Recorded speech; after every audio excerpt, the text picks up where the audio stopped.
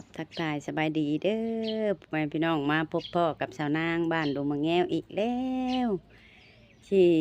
ไปทางใดมาทางใดกันท่าเบิ่งมันนี่แหละพ่อแม่พี่น้องสาวนางที่ไปเฮ็ดหยังเนาะ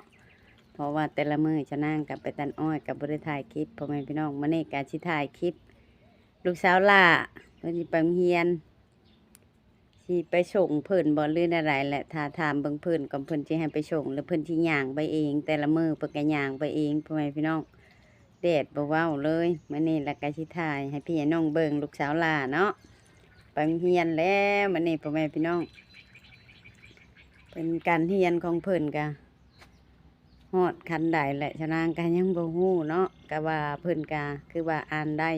เขียนเป็นอยู่เล็กๆน้อยๆและพ่อแม่พี่น้องก็ต้องเรียนศึกษาไปเรื่อยๆไปสั่งกลับไปถามเบิ่งเพิ่นจะให้สาวนางไปส่งหรือเพิ่นสิย่างไปเองพ่อแม่พี่น้องฉะนั้นก็ยังบ่ฮู้คือกันโอกาออกมานี่แหละนี่ในสายไปทางใดแหละคนจะไปโรงเรียนพ่อแม่พี่น้องโอ้ยังเตรียมเครื่องบ่ลุงบ่ตุยโดย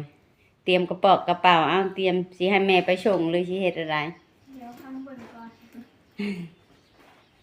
นเพิ่นกำลังเตรียมปึ้มเตรียมอันนั้นเพิ่นพ่อแม่พี่น้องเตรียมกระเป๋ากระเป๋าเพิ่นน้ำกินได้สะหายและการกินยุงเทียนมีบ่ได้หายไปเลยบ่ได้นี่โอ้งามให้ลูกชาวลาววันนี้นะใส่ในแม่เกิบหาไม่หยังก็ได้จะสิถือเกิบผ้าใบไปบ่แม่จะให้แม่ไปส่งเลยได้ข้างบนก่อนอยู่กระทาอยากเห็นตอนไปนี่แล้วFCอยากเห็นว่าแขกน้อยเป็นจังได้ไปโรงเรียนเป็นอะไรการเรียนของเจ้าแกะได้อยู่เนาะเดี๋ยวเสียงเมื่อกี้นี่ได้ที่เท่าไหร่ได้ที่3โอ้ก็ถือว่าบ่ตกแล้วนี่ได้ที่3พ่อแม่พี่น้องก็เพื่อสิได้ที่1มันก็บ่ง่ายเนาะ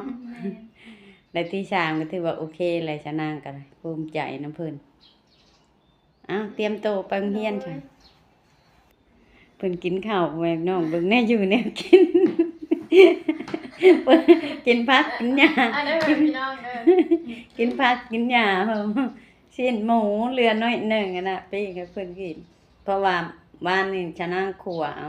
แล้วก็มีจักพักยังเลยอันนี้ยังมาทันเด่นลวกเอามาป้าเมียนในกระโตกแม่พี่น้องให้เพื่อนกินข้าวก่อนบ่รบกวนน้องเพื่อนกินข้าวเนาะชนะก็ยังบ่แล้วคือกันพ่อแม่พี่น้องก็สิได้ปัดเฮือนเช็ดเฮือนแล้วมันอีกก็ได้เนาะเพราะมาชนะก็คาแต่ไปแต่ตัดอ้อยบ่ได้เช็ดเฮือนเลยปัดซื่อชนางคิดได้ปัดแล้วก็เช็ดอย่างละลายตู้เย็นพร้อมมื้อนี้อยู่เฮือนไปทางใดก็เลยสิอยู่เฮ็ดกับเพื่อนกับซ่านนี่แหละพ่อแม่พี่น้องอ่ะไปโรงเรียนลูกสาวก็ได้รถก็ยังบ่ได้เอาลงชนางก็ยังบ่ได้เฮ็ดแล้วแต่กับข้าวชนางเพราะว่าชนางยังสิหาเก็บผักเก็บหมี่มานึ่งกินพ่อแม่พี่น้องเฮ็ดเจียวปลาเดะสิได้ออกไปส่งเพิ่นอีกแล้วพ่อแม่พี่น้อง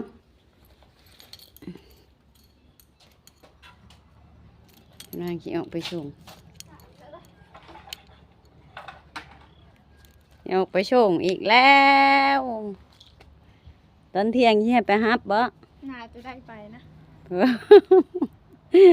น่าสิได้ไปพี่พากันลัดกันอยู่พี่บ่ล่ะ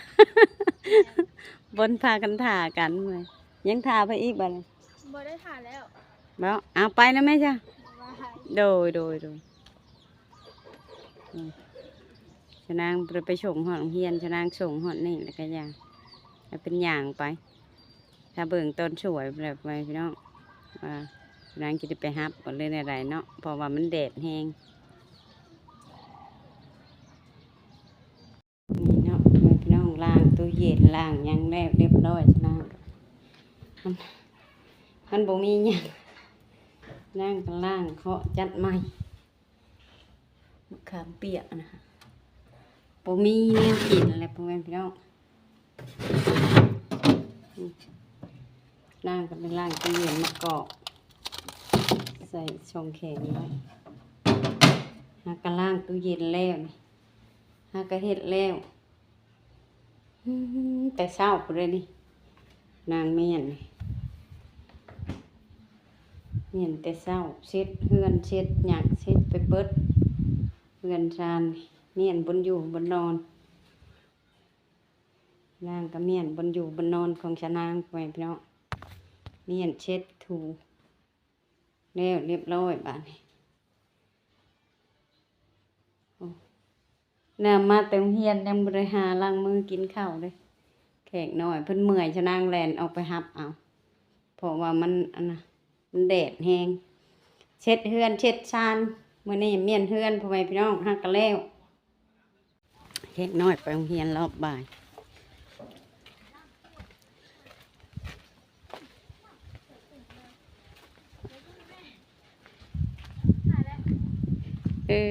ไปโรงเรียนรอบบ่ายเฮ็ดหยังอืม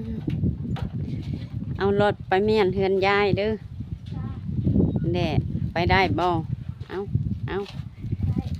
บ่ได้ออกทางดอกพ่อแม่พี่น้องครับเพิ่นไปเฮือนยายใครแน่มันจิหมอแน่เพราะว่ามันก็ไกลเติบเอาเอา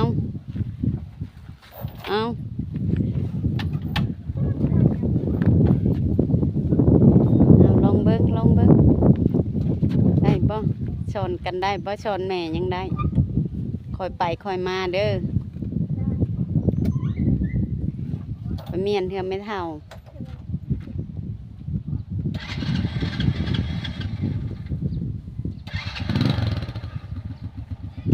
คอยออกโตเด้อ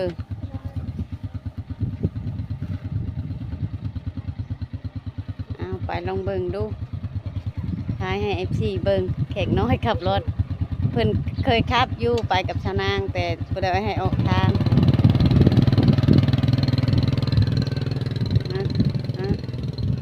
เมียนเฮือนยายเด้อ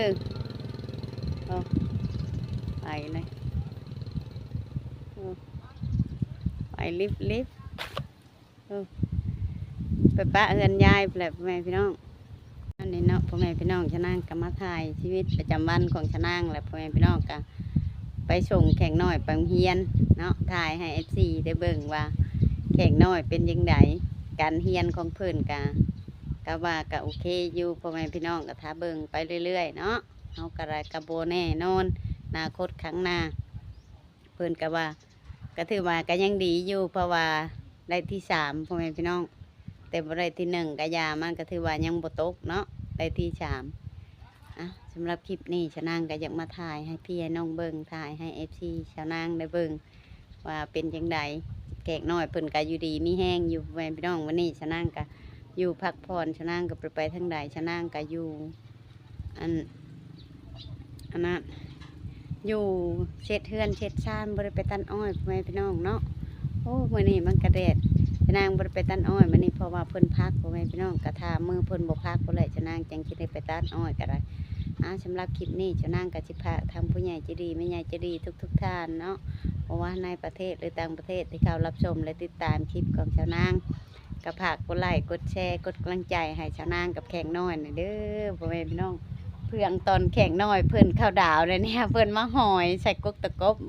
ยังบ่ออกอยู่หอยป่าไว้พ่อแม่พี่น้องสำหรับคลิปนี้ชาวนางกะสิจบไว้ชำนี้ก็ถ้าติดตามอีกคลิปหน้าพ่อแม่พี่น้องว่าเป็นจังใดมาจังใดกะสิอัปเดตชีวิตประจำวันของชาวนางไปเรื่อยๆพ่อแม่พี่น้องเนาะตัวใดชาวนางว่าผิดก็ขอโทษขออภัยเด้อพ่อแม่พี่น้องคลิปนี้ชาวนางสิลาไปแล้วก็สบายดี